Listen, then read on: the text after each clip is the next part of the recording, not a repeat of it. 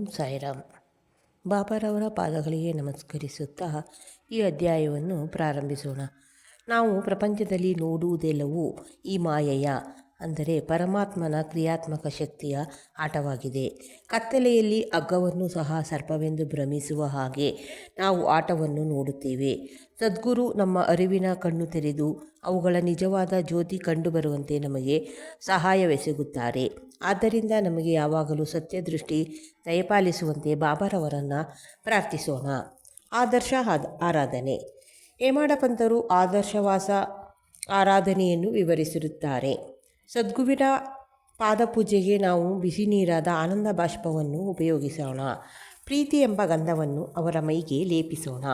ನಿಜವಾದ ಭಕ್ತಿ ಎಂಬ ಉಡುಪಿನಿಂದ ಅವನನ್ನು ಅಲಂಕರಿಸೋಣ. ನಮ್ಮ ಅಷ್ಟಸಾತ್ವಿಕ ರಸಭಾವಗಳೆಂಬ ಅಷ್ಟತಾವರೆಗಳನ್ನು ದೃಢಚಿತ್ತದಿಂದ ಫಲವನ್ನು ಅವನಿಗೆ ಅರ್ಪಿಸೋಣ. ಭಕ್ತಿ ಎಂಬ ಸುಗಂಧ ದ್ರವ್ಯವನ್ನು ಅವನ ಶಿರದ ಮೇಲೆ ಚಿಮುಕಿಸೋಣ ಮತ್ತು ಅದನ್ನು ಸೊಂಟಕ್ಕೆ ಕಟ್ಟಿ ನಮ್ಮ ಶಿರವನ್ನು ಅವನ ಚರಣಾರವಿಂದಗಳಲ್ಲಿ ಇಡೋಣ. ಈ ರೀತಿಯಾದ ಸರ್ವಾಭರಣಗಳಿಂದ ಅವನನ್ನು ಅಲಂಕರಿಸಿದ ನಂತರ ಶಕೆಯನ್ನು ಹೋಗಲಾಡಿಸಲು ಭಕ್ತಿ ಎಂಬ ಚಾಮರವನ್ನು ಬೀಸೋಣ. ಇಂಥ ಆರಾಧನೆಯ ನಂತರ ನಮ್ಮನ್ನು ಮನಸ್ಸನ್ನು ಅಂತರ್ಮುಖಿಸು. ಸತ್ಯಮಿಥ್ಯಗಳಿರುವ ವ್ಯತ್ಯಾಸ ವಿವೇಚಿಸುವ ಸಾಮರ್ಥ್ಯ ನಮಗೆ ದಯಪಾಲಿಸಿ ಪ್ರಾಪಂಚಿಕ ವಸ್ತುಗಳ ಭೋಗಾಪೇಕ್ಷೆಗಳಲ್ಲಿ ವಿರಕ್ತಿಯನ್ನು ಮಾಡಿ ಆತ್ಮಜ್ಞಾನವನ್ನು ಹೊಂದಲು ಸಹಾಯ ಮಾಡು. ನಾವು ನಮ್ಮ ತನು ಮನ ಧನಗಳೆಲ್ಲ ನಿನಗೆ ಅರ್ಪಿಸಿ ಶರಣಾಗತರಾಗಿದ್ದೇವೆ. ನಮಗೆ ಸುಖ ದುಃಖಗಳ ಅನುಭವ ದೊರೆಯುವಂಥ ನೇತ್ರಗಳನ್ನು ದಯಪಾಲಿಸು ಮತ್ತು ನೇತ್ರಗಳನ್ನು ನಿನ್ನ ನೇತ್ರಗಳಂತೆ ಮಾರ್ಪಡಿಸು. ನಿನ್ನ ಮನಸ್ಸಿಗೆ ಬಂದಂತೆ ನಮ್ಮ ದೇಹ ಮತ್ತು ಮನಸ್ಸನ್ನು ಹತೋಟಿಯಲ್ಲಿಡು. ನಮ್ಮ ಮನಸ್ಸು ನಿನ್ನ ಪಾದಗಳಲ್ಲಿ ಶಾಂತಿಯಿಂದಿರಲಿ ಎಂದು ನಾವೆಲ್ಲರೂ ಪ್ರಾರ್ಥಿಸೋಣ. ಭಕ್ತ ಹೇಮಾಡ ಪಂತ.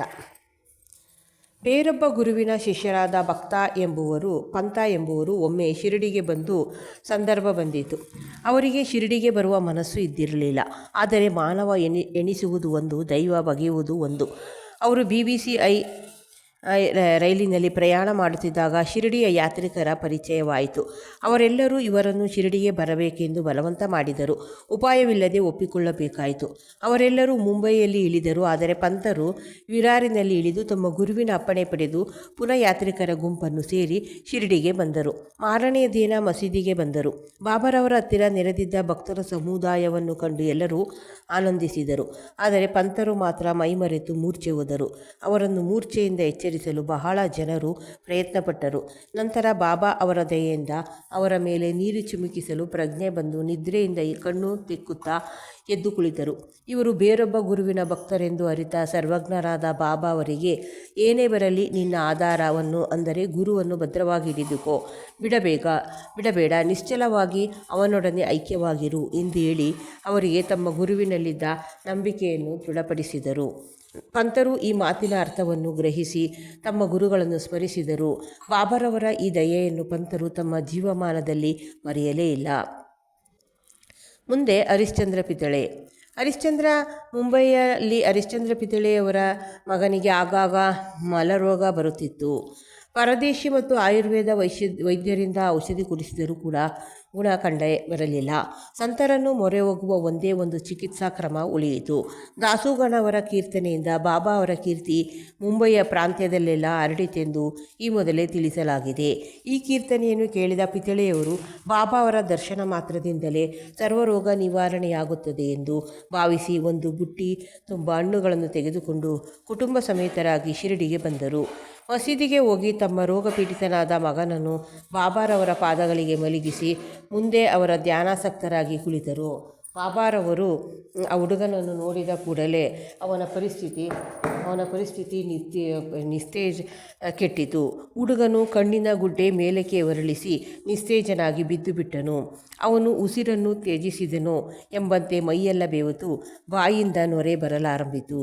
ಇದನ್ನು ಕಂಡು ಮಾತಾಪಿತೃಗಳು ಗಾಬರಿಗೊಂಡು, ಈ ಥರದ ರೋಗ ಆ ಹುಡುಗನಿಗೆ ಸ್ವಲ್ಪ ಕಾಲದಿಂದ ಆಗಾಗ್ಗೆ ಬರುತ್ತಿತ್ತು, ಈಗ ಅದರ ಅವಧಿ ಹೆಚ್ಚಾಗಿದೆ, ದರೋಡೆಯನ್ನು ಮಾಡಲು ಹೊರಟ ಕಳ್ಳನ ಮೇಲೆ ಆ ಮನೆಯೇ ಉರುಳಿ ಬಿದ್ದಂತೆಯೇ ವ್ಯಾಘ್ರದ ಹೆದರಿಕೆಯಿಂದ ಓಡುತ್ತಿದ್ದ ಗೋವು ಕಟುಕನ ಮೇಲೆ ಕೈಗೆ ಸಿಕ್ಕಂತೆಯೇ ಬಿಸಿಲಿನ ಬೇಗೆಯನ್ನು ತಡೆಯಲಾರದೆ ವೃಕ್ಷದ ಕೆರಳಿಗೆ ನೆರಳಿನಲ್ಲಿ ವಿಶ್ರಾಂತಿ ಪಡೆಯಲು ಹೋದ ಪ್ರಯಾಣಿಕನ ಮೇಲೆ ಆ ವೃಕ್ಷವೇ ಉರುಳಿದಂತೆಯೂ ಪರಮ ಭಕ್ತನು ಪೂಜೆ ಮಾಡಲು ದೇವಾಲಯಕ್ಕೆ ಹೋದಾಗ ಆ ದೇಗುಲವೇ ಅವನ ಮೇಲೆ ಮುಗುಚಿಕೊಂಡಂತೆಯೂ ಆ ಹುಡುಗನ ತಾಯಿ ಚಿಂತಾಕ್ರಾಂತಳಾಗಿ ರೋಧಿಸಿದಳು.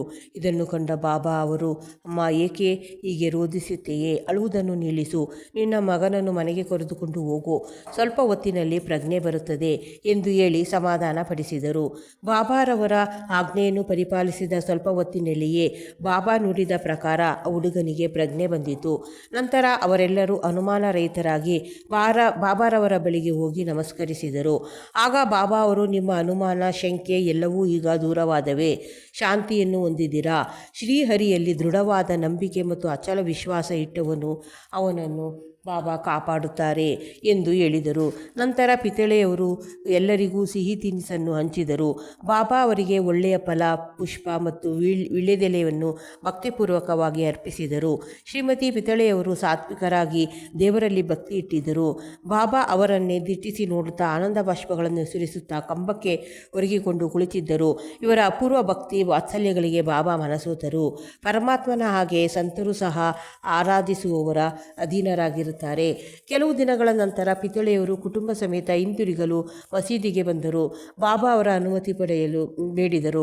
ಬಾಬಾ ಅವರೆಲ್ಲರಿಗೂ ಉದಿಯನ್ನು ಕೊಟ್ಟು ಪಿತಳೆಯವರನ್ನು ಹತ್ತಿರಕ್ಕೆ ಕರೆದು, ಬಾಪು, ನಾನು ನಿನಗಾಗಲೇ 2 ರೂಪಾಯಿ ಕೊಟ್ಟಿರುತ್ತೇನೆ. ಈ 3 ರೂಪಾಯಿಗಳನ್ನು ತೆಗೆದುಕೋ.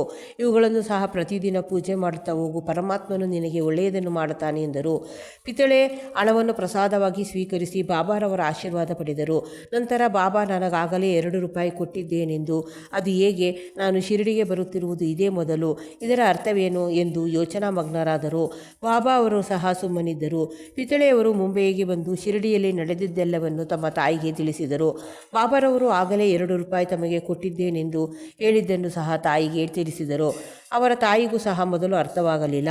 ಸ್ವಲ್ಪ ಹೊತ್ತು ಯೋಚಿಸಿದ ನಂತರ ಅವರಿಗೆ ಹಳೆಯದೊಂದು ಘಟನೆ ನೆನಪಿಗೆ ಬಂದು, ಮಗನನ್ನು ಕುರಿತು, ನೀನು ಹೇಗೆ ನಿನ್ನ ಮಗನೊಡನೆ ಶಿರಡಿಗೆ ಹೋಗಿ ಬಂದಿರುವೆಯೋ ಅದೇ ರೀತಿ ನಿನ್ನ ತಂದೆಯೂ ಸಹ ನಿನ್ನೊಡನೆ ಅಕ್ಕಲಕೋಟೆ ಮಹಾರಾಜರ ದರ್ಶನ ಪಡೆಯಲು ಹೋಗಿದ್ದರು. ಅವರು ನಿಮ್ಮ ತಂದೆಯವರಿಗೆ 2 ರೂಪಾಯಿ ಕೊಟ್ಟು ಪೂಜಿಸಲು ಹೇಳಿದ್ದರು. ಅವರು ಸಹ ಶುದ್ಧ ಸಾತ್ವಿಕ ಯೋಗಿಗಳು, ಮಹಾಜ್ಞಾನಿಗಳು ಮತ್ತು ಸಿದ್ಧಪುರುಷರು ಆಗಿದ್ದರು.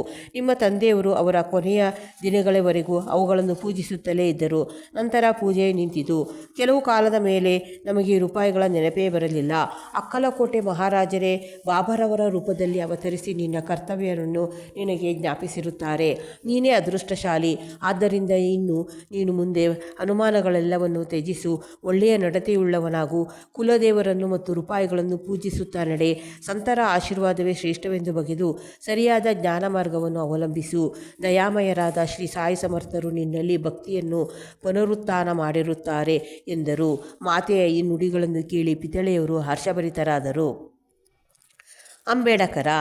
ಗೋಪಾಲರಾವ ಅಂಬೇಡ್ಕರ ಎಂಬುವರು ಬಾಬಾರವರ ಭಕ್ತರಾಗಿದ್ದರು.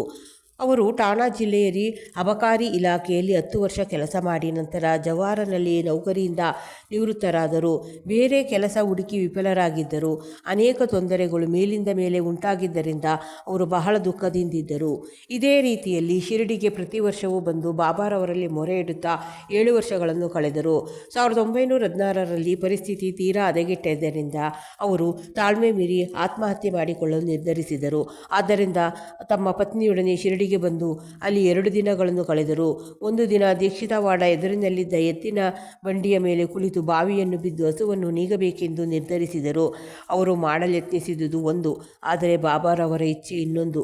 ಅಲ್ಲಿಯೇ ಸ್ವಲ್ಪ ದೂರದಲ್ಲಿಯೇ ಇದ್ದ ಖಾನಾವಳಿ ಮಾಲೀಕರು ಬಾಬಾರವರ ಭಕ್ತರು ಆದ ಸಗುಣ ಮೇರುನಾಯಕ ಹೊರಗಡೆ ಬಂದು ಏಕಾಂಗಿಯಾಗಿ ಕುಳಿತ ಅಂಬೇಡ್ಕರರನ್ನು ನೋಡಿ, ನೀವು ಅಕ್ಕಲಕೋಟೆ ಮಹಾರಾಜರ ಚರಿತ್ರೆಯನ್ನು ಓದಿದ್ದೀರಾ ಎಂದು ಕೇಳಲು ತಕ್ಷಣವೇ ಅವರಿಂದ ಪುಸ್ತಕವನ್ನು ಪಡೆದು ಓದಲು ಉಪಕ್ರಮಿಸಿದರು.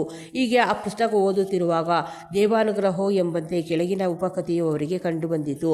ಅಕ್ಕಲಕೋಟೆ ಮಹಾರಾಜರ ಭಕ್ತರಾದ ಒಬ್ಬರು ಗುಣವಾಗದೇ ಇದ್ದ ರೋಗ ರುಜಿನಗಳಿಂದ ಬೇಸರಗೊಂಡು ಒಂದು ದಿನ ರಾತ್ರಿ ಆತ್ಮಹತ್ಯೆ ಮಾಡಿಕೊಳ್ಳಲು ನಿರ್ಧರಿಸಿದರು. ಆದ್ದರಿಂದ ಅವರು ಬಾವಿ ಹತ್ತಿರ ಬಂದರು. ಆಗ ಅಕ್ಕಲಕೋಟೆ ಮಹಾರಾಜರು ಅವರ ಸಮೀಪಕ್ಕೆ ಬಂದು, ಒಳ್ಳೆಯದೇ ಆಗಲಿ ಕೆಟ್ಟದೇ ಆಗಲಿ ನಿಮ್ಮ ಕರ್ಮದ ಫಲವನ್ನು ಅನುಭವಿಸಲೇಬೇಕು. ಅದನ್ನು ಅನುಭವಿಸಿ ಮುಗಿಸದೇ ಇದ್ದರೆ ಆತ್ಮಹತ್ಯೆಯಿಂದ ಏನೂ ಪ್ರಯೋಜನವಿಲ್ಲ. ಅದಕ್ಕೋಸ್ಕರ ಇನ್ನೊಂದು ಜನ್ಮ ತಾಳಿ ಅದನ್ನು ಮುಗಿಸಬೇಕಾದದ್ದು ಅನಿವಾರ್ಯವಾಗುತ್ತದೆ. ಆತ್ಮಹತ್ಯೆ ಮಾಡಿಕೊಳ್ಳುವ ಬದಲು ಈ ಜನ್ಮದಲ್ಲಿಯೇ ಸ್ವಲ್ಪ ಕಾಲ ಪೂರ್ವಜನ್ಮದ ಕರ್ಮ ಫಲವನ್ನು ಅನುಭವಿಸಿ ವಿಮುಕ್ತನಾಗಬೇಕು ಎಂದು ಉಪದೇಶ ನೀಡಿದರು.